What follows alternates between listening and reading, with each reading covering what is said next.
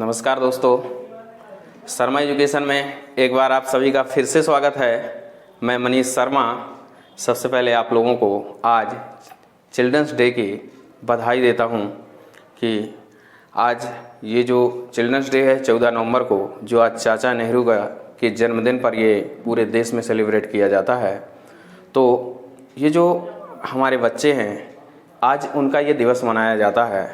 तो कामना करते हैं कि हमारे जो ये बच्चे हैं, इसी तरह से आप खुद को आगे बढ़ाते रहिए और अपने आप को इस मुकाम पे ले जाइए जहाँ से आपकी लाइफ, जो आपकी ज़िंदगी है, वो आपकी बेहतर हो सके। उसके लिए थोड़ा बहुत बेहतर बनाने में हम भी आपके सहायक हो रहे हैं। तो हम भी इसी तरह आप लोगों के लिए कुछ अच्छे काम, कुछ अच्छा बनाने की कोशिश करते रहें, ताकि वो चीज़ आप लोगों के लिए अच्छी और बेस्ट हो सके। तो जैसा कि दोस्तों आप सभी जानते हैं कि आपको इसकी डिस्क्रिप्शन बॉक्स में, आपको जिसको एमपी पढ़नी है तो यहाँ से इस वीडियो की डिस्क्रिप्शन बॉक्स में जाना है, वहाँ से आपको लिंक मिल जाएगी। वहाँ से आप हमारी एमपीज़ की जो सीरीज़ चल रही है उसकी वीडियोस देख सकते हैं। तो चलिए, हमारी चल रही है बायोलॉजी की सीरीज़ में हमने अभी तक टेक्सोनोमी में क्लासिफिकेशन और नोमेनक्लेचर को देखा है। तो आज हम बायोलॉजी का सबसे इंटरेस्टिंग टॉपिक शुरू करने जा रहे हैं, जिसका नाम है सेल बायोलॉजी, यानी कि जिसे बोलते हैं कोशिका विज्ञान। तो चलिए दोस्तों, आज हम देखते हैं कि आखिर ये कोशिका विज्ञान होती क्या है। तो दोस्तों, यहाँ एक शब्द है सेल बायोलॉजी, यानी कि कोशिका। तो याद रखना, सबसे पहली चीज़ तो एग्जाम में यही क्वेश्चन पूछा जाता है कि जो कोशिका विज्ञान है, तो अगर हम कहीं भी कोशिका का अध्ययन करते हैं तो वो अध्ययन क्या कहलाता है। ये एग्जाम में बहुत बार क्वेश्चन पूछा गया है। तो याद रखिएगा, कोशिका का अध्ययन क्या पूछा गया था? कोशिका का अध्ययन। ठीक है, क्या बोलते हैं दोस्तों? कोशिका का अध्ययन क्या बोलते हैं? साइटोलॉजी। इसे क्या बोलते हैं? साइटोलॉजी। कोशिका का अध्ययन क्या कहलाता है? साइटोलॉजी। बहुत बार ये आपके एग्जाम में पूछा गया है कि साइटोलॉजी किसका अध्ययन है, तो कोशिका का अध्ययन। या ऐसा पूछेगा कि कोशिका का अध्ययन क्या कहलाता है, तो क्या कहलाता है? साइटोलॉजी कहलाता है। अब यहाँ से ये क्वेश्चन और बनता है कि ये जो साइटोलॉजी, जो ये शब्द है, क्या साइटोलॉजी, ये जो साइटोलॉजी ये शब्द है, ठीक है, तो याद रखिएगा, ये पूछा गया था एग्जाम में, साइटोलॉजी शब्द दिया किसने था? ठीक है, किसने दिया था, ये पूछा गया था। तो सबसे पहले याद रखना, ये जो साइटोलॉजी शब्द है ये दिया था हर्टविग ने। किसने दिया था? हर्टविग ने। ठीक है, ये एक साइंटिस्ट थे हर्टविग। इन्होंने सबसे पहले जो साइटोलॉजी जो शब्द है, वो शब्द का जिक्र किसने किया था? हर्टविग ने। इसी से संबंधित है एक और शब्द जिसका नाम आपने सुना होगा, जिसे बोलते हैं साइटोजेनेटिक्स।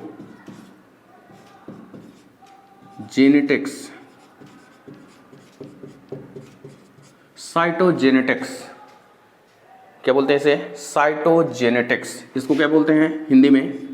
कोशिका अनुवांशिकी। क्या बोलेंगे इसे? कोशिका अनुवांशिकी।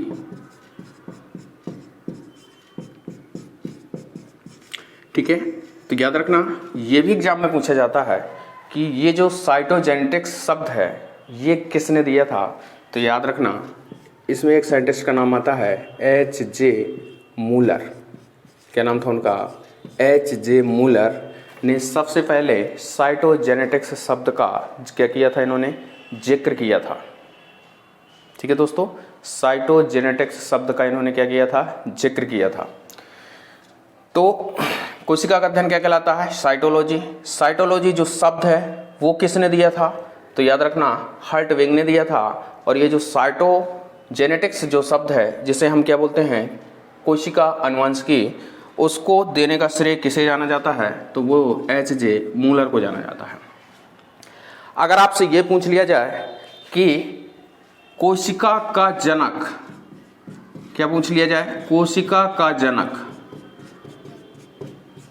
ठीक है, क्या पूछा जाए, कोशिका का जनक यानी कि फादर ऑफ सेल अगर आपसे पूछा जाए तो आप क्या बोलेंगे, रॉबर्ट हुक का नाम। क्या बोलेंगे, रॉबर्ट हुक। ये जो रॉबर्ट हुक थे,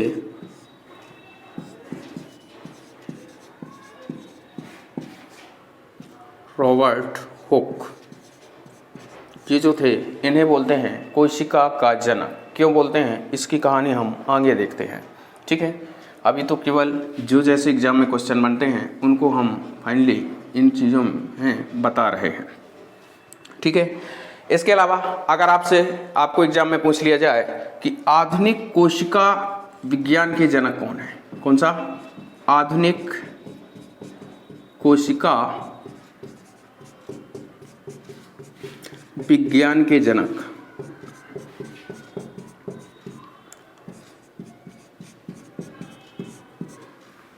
ठीक है, क्या है, आधुनिक कोशिका विज्ञान के जनक। तो याद रखना, आधुनिक कोशिका विज्ञान के जनक में नाम आता है स्वानसन का।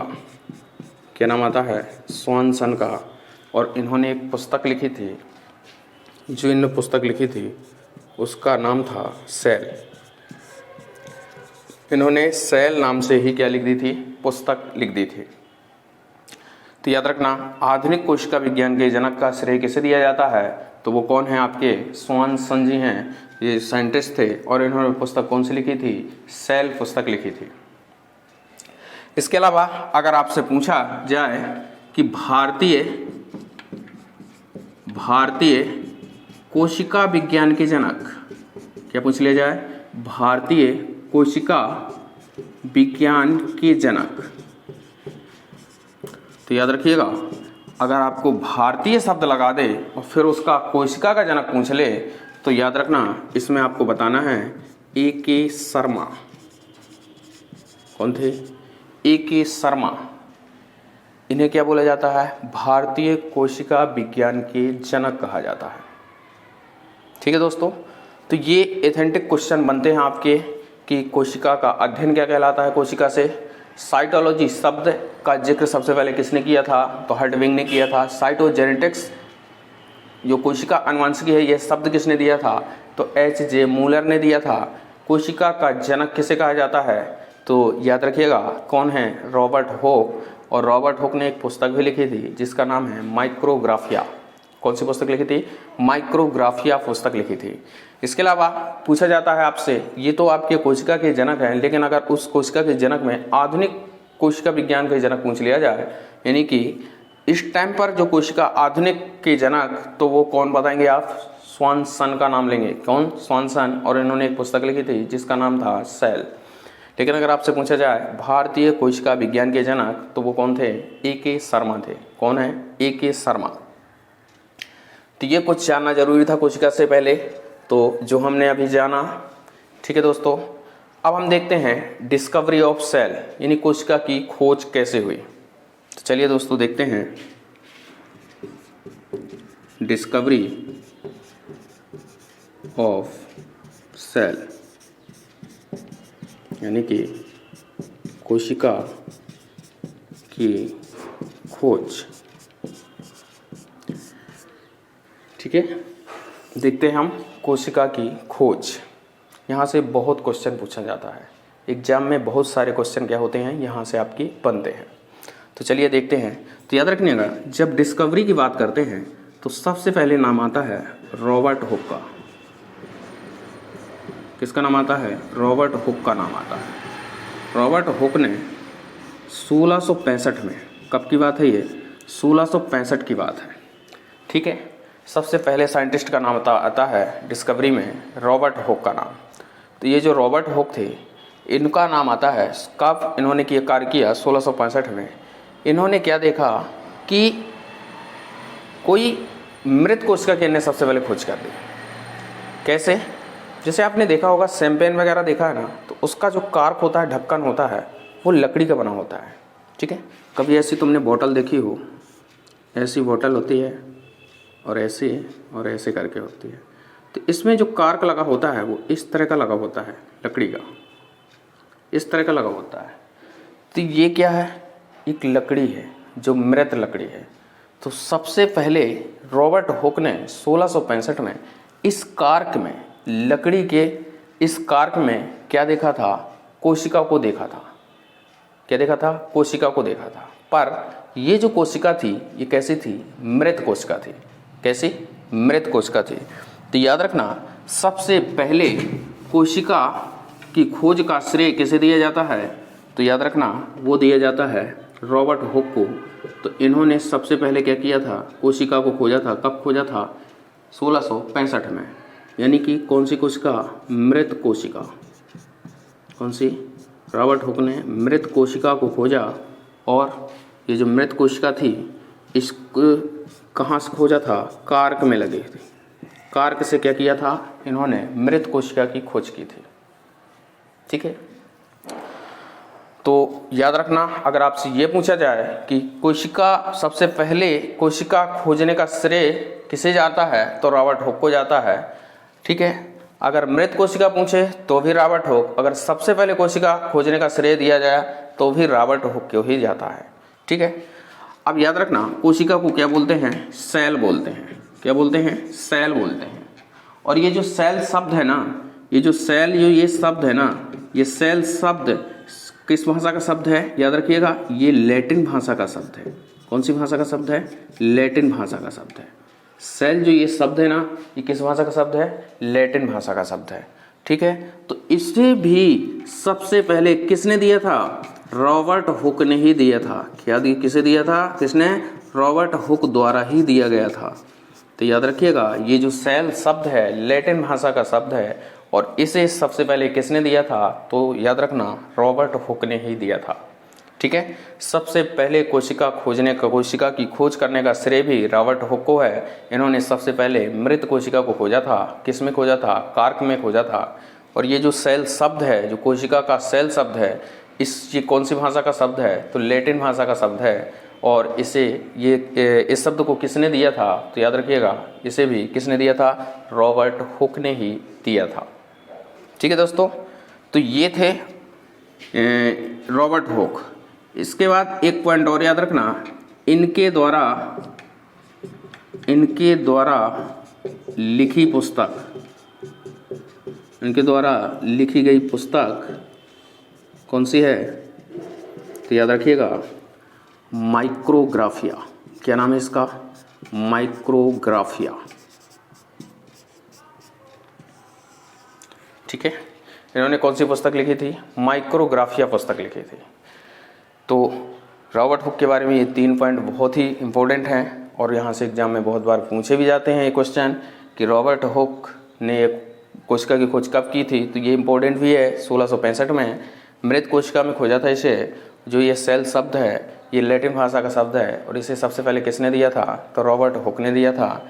इनके द्वारा एक पुस्तक लिखी गई जिसका नाम था माइक्रोग्राफिया। तो ये थे रॉबर्ट हुक। इसके बाद अब आते हैं एक नए साइंटिस्ट जिनका नाम था एवी लीवेनहुक। क्या नाम था? एवी लीवेनहुक। ये एक साइंटिस्ट आते हैं। ठीक है, कौन थे? एवी लीवेनहुक। तो ये जो एवी लीवेनहुक थे, इनको सबसे पहले क्या, इन्हें क्या जीवित कोशिका, इन्हें जीवित कोशिका की खोज का श्रेय दिया जाता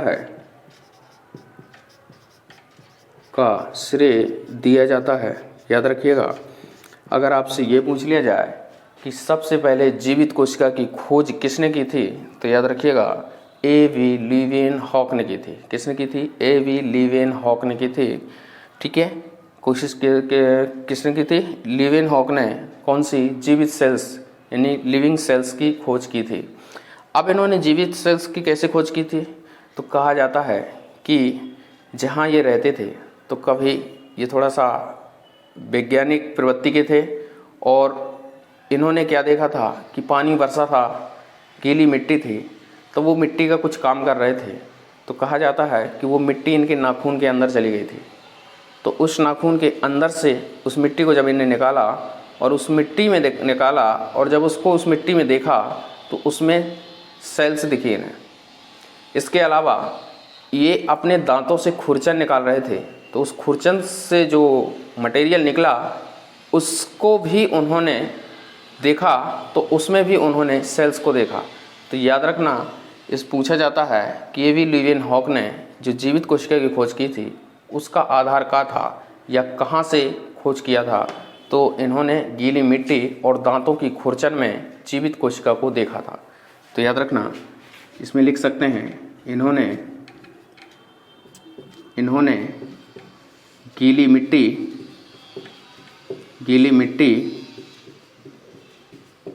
व दांतों की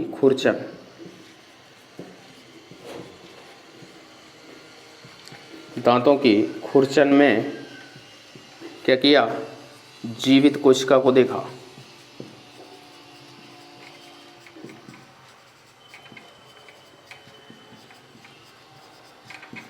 ठीक है दोस्तों, तो याद रखना, इन्होंने जीवित कोशिका को कहाँ देखा, गीली मिट्टी और दांतों की खुरचन से निकला हुआ जो मटेरियल था उससे इन्होंने क्या किया, जीवित कोशिका को देखा था।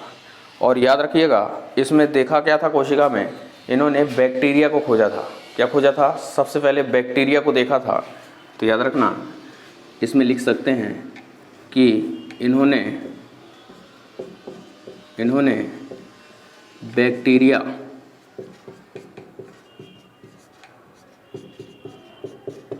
को देखा। क्या देखा, बैक्टीरिया को देखा इन्होंने। ठीक है, इसके अलावा और क्या है, यहाँ से अभी एग्जाम में क्वेश्चन पूछा गया था कि ए.वी. लीवेनहॉक किस देश के निवासी थे। तो याद रखना, ये हॉलैंड, कहाँ के, हॉलैंड के निवासी थे।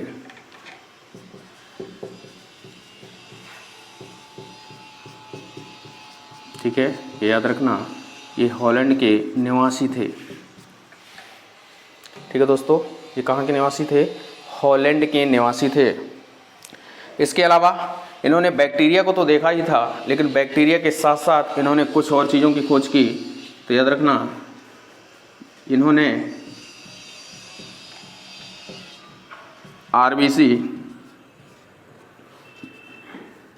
आरबीसी, स्पर्म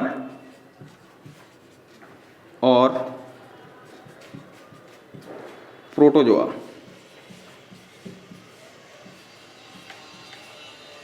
को सबसे पहले देखा। क्या किया, सबसे पहले देखा। तो याद रखिएगा, इन्होंने आरबीसी, जो आपके रेड ब्लड कार्पल्स होती हैं, यानी लाल रक्त कणिकाएं, सबसे पहले इन्होंने ही इसका क्या किया था, अध्ययन किया था। यानी इन्होंने ही सबसे पहले जिक्र किया था आरबीसी का। इसके अलावा शुक्राणु यानी स्पर्म, इसके अलावा प्रोटोजोआ को सबसे पहले देखने का श्रेय किसे दिया जाता है, ए.वी. लीवेनहॉक को ही दिया जाता है। तो याद रखिए, ए.वी. लीवेनहॉक से इतने जो ये पॉइंट है इनको आप लोग याद रखेंगे। क्या, सबसे पहले ए.वी. लीवेनहॉक। ठीक है, तो याद रखिएगा, इनकी सन भी पूछ ली जाती है। तो याद रखिएगा 1676, कितना है, 1676। तो ए.वी. लीवेनहॉक ने 1676 में सबसे पहले जीवित कोशिका की खोज की थी। और जीवित कोशिका की खोज इन्होंने कहाँ से की, गीली मिट्टी और दांतों की खुरचन से इसे खोजा था। इसके अलावा इन्होंने जब उसमें देखा, अध्ययन किया, तो उसमें उन्होंने सबसे पहले बैक्टीरिया को देखा था। इसके अलावा इन्होंने आरबीसी, स्पर्म और प्रोटोजोआ को भी सबसे पहले देखने का श्रेय किसे जाता है, ए.वी. लीवेनहॉक को ही जाता है।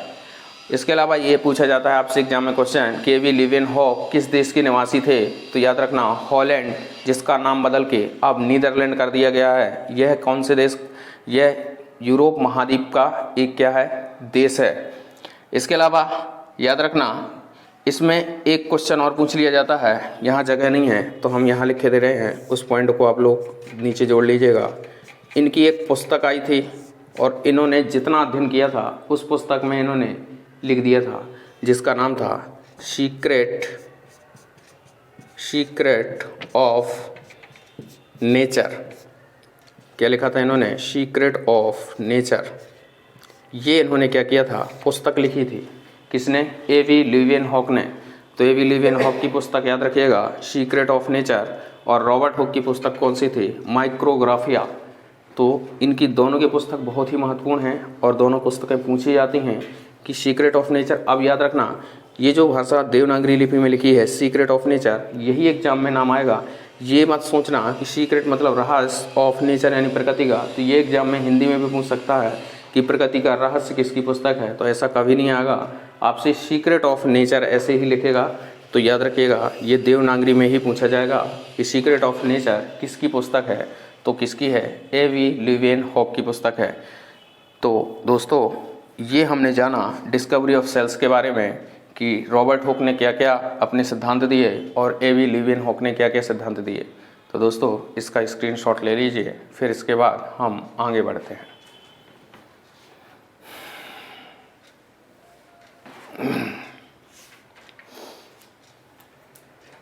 तो चलिए दोस्तों, आगे बढ़ते हैं।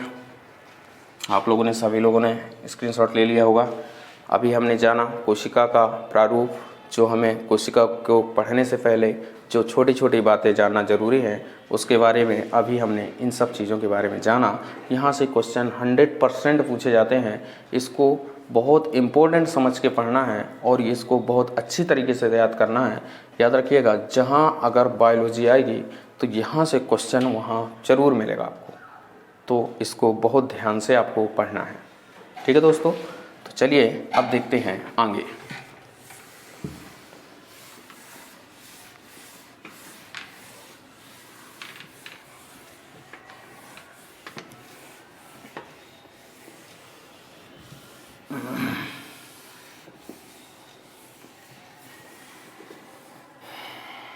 चलिए, अभी हमने जाना कोशिका के बारे में, इसके बाद डिस्कवरी ऑफ सेल्स के बारे में जाना। अब हम पढ़ेंगे सेल थ्योरी। क्या पढ़ेंगे? Cell theory.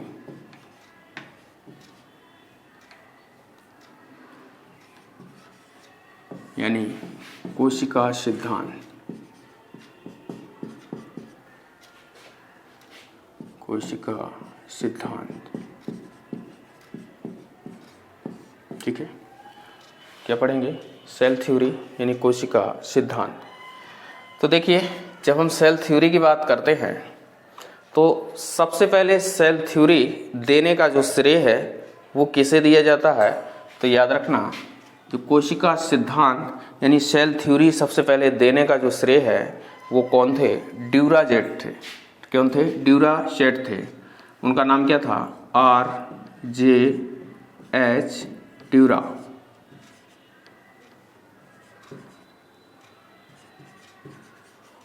ठीक है, इनका क्या नाम था? R.J.H. ड्यूराजेट।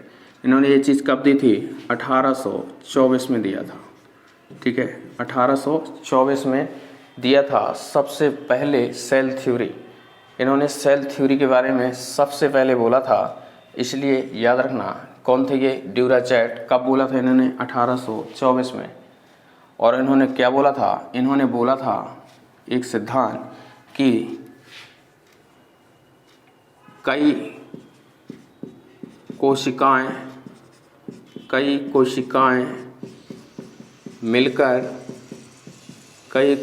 मिलकर क्या करती हैं? ऊतक का निर्माण करती हैं।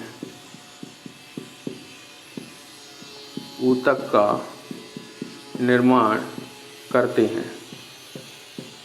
ठीक है दोस्तों, तो याद रखिएगा, सबसे पहला कोई सेल थ्योरी में इन्होंने बताया था ड्यूराजेट ने कि कई जो कोशिकाएं होती हैं, जब कोशिकाएं एक झुंड रूप में मिल जाती हैं तो क्या बन जाता है? ऊतक बन जाता है। यह बात इन्होंने 1824 में सबसे पहले बताई थी कोशिका के बारे में।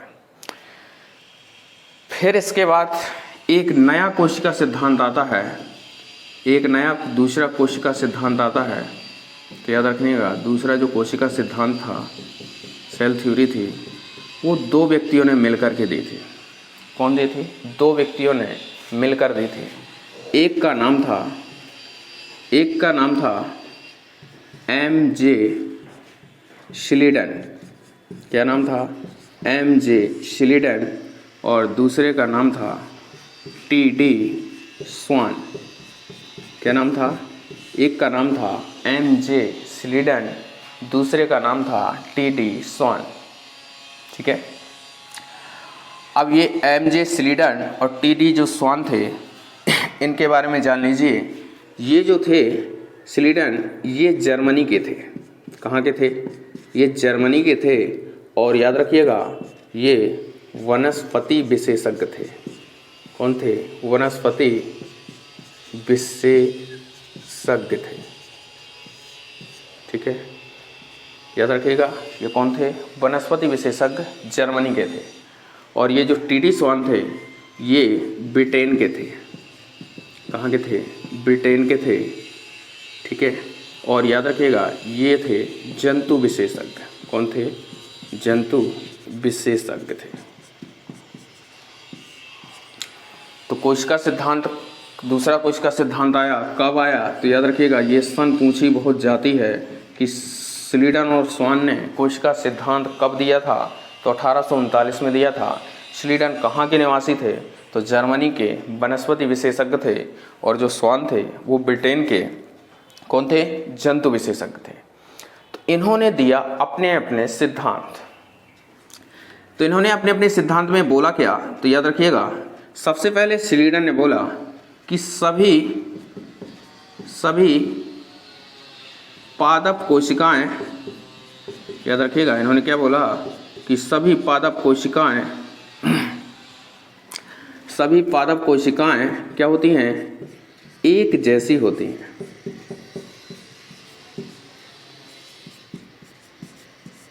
ठीक है, इन्होंने क्या बोला कि सभी पादप कोशिकाएं एक जैसी होती हैं। तो ये बात किसने बोली? तो ये पादप से संबंधित थी, यानी वनस्पति से संबंधित थी। तो ये बोली किसने? शिलीडन ने। ठीक है, और स्वान ने क्या बोला? स्वान ने ये बोला कि जंतु कोशिका में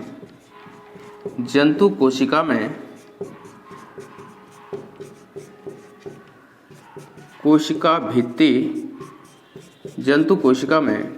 भित्ति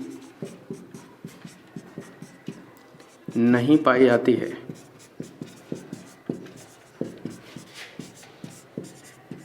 ये किसने बोला? स्वान ने बोला। तो याद रखिएगा ना, 1839 में स्वान ने खोज कर ली थी कि जो जंतु होता है उसकी कोशिका में कोशिका भित्ति नहीं पाई जाती है। ठीक है, तो ये दोनों वैज्ञानिक जो आए, शिलीडन और स्वान, ये बहुत बार एग्जाम में पूछा गया इसका सिद्धांत कि कब दिया था? 1839 में दिया था। ये निवासी कहाँ के थे? तो एक जर्मनी के थे और एक ब्रिटेन के थे। जो शिलीडन थे, उन्होंने क्या बोला था कि जो पादप कोशिकाएं हैं सब की सब कैसी होती हैं? एक जैसी होती हैं। कैसी होती हैं? एक जैसी होती हैं। और जो स्वान थे, उन्होंने क्या बोला था कि जो जंतु कोशिका है उसमें जो कोशिका की जो बाहरी आवरण होता है, दीवार होती है, वो इसमें नहीं पाई जाती है। ये बताया था किसने? आपके स्वान ने बताया था, जो ब्रिटेन के निवासी थे। ठीक है, इनका सिद्धांत मान लिया गया। अब इसके बाद तीसरा फिर से आया एक सिद्धांत, जिसको बोलते हैं सिद्धांत को ओमनेस। क्या बोलते हैं? ओमनेस सेलुला, ओमनेस सेलुला ई सेलुला। ठीक है, क्या नाम था? ओमनिस सेलुला ई सेलुला थ्योरी। ठीक है, ये कब आया? तो याद रखिएगा, ये आया 1855 में। ये सिद्धांत कब आया? 1855 में। कौन सा सिद्धांत आया? ओमनिस सेलुला ई सेलुला थ्योरी। ओमनिस का मतलब क्या होता है? पूर्ववर्ती। सेल, सेलुला का मतलब सेल, ई का मतलब टू, सेलुला यानी सेल, यानी कोशिका से कोशिका, पूर्ववर्ती कोशिका से कोशिका। ठीक है, ये सिद्धांत आया कब आया? 1855 में आया। ठीक है, तो इसके साइंटिस्ट का नाम पूछेगा कि कौन थे जिन्होंने ये सिद्धांत दिया था। तो याद रखना, इनका नाम था रुडोल्फ रुडोल्फ विर्चाउ। कौन थे ये? रुडोल्फ विर्चाउ। ये जो साइंटिस्ट थे इन्होंने दिया था ओमनिस सेलुला ई सेलुला थ्योरी।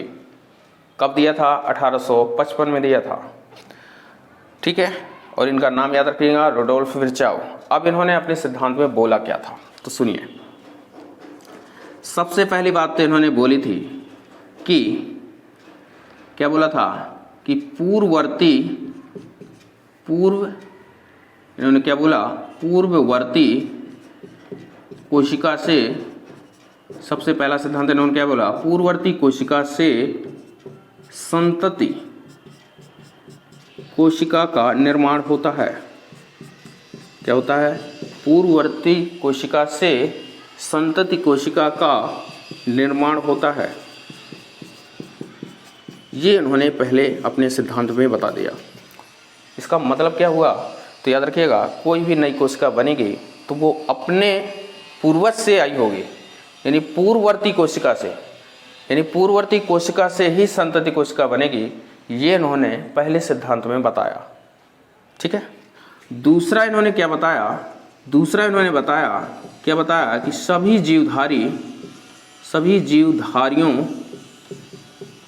जीवधारियों की संरचनात्मक और कार्यात्मक इकाई कोशिका होती है।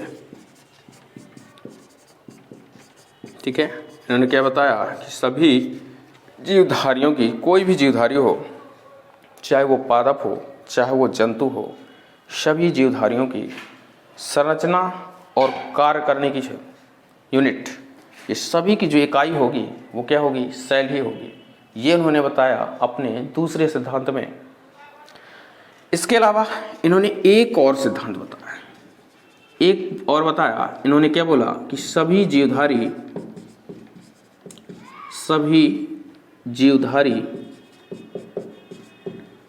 एक या एक से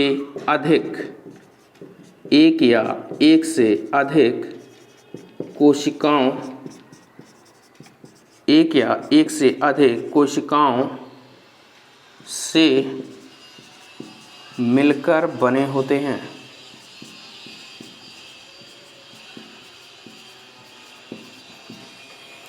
ये बताया इन्होंने तीसरे सिद्धांत में अपने।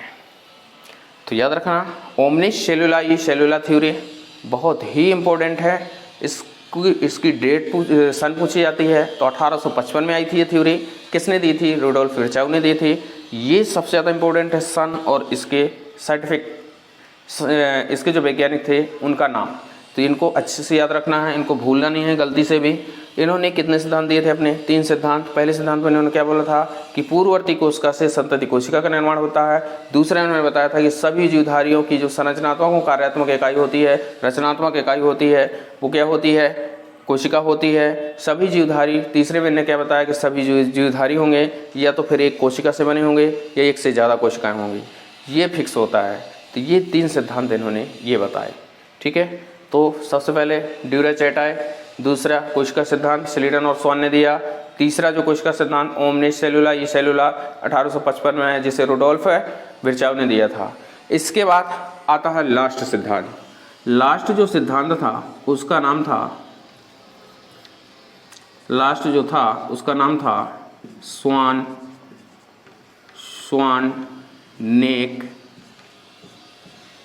स्वान-नेक एक्सपेरिमेंट।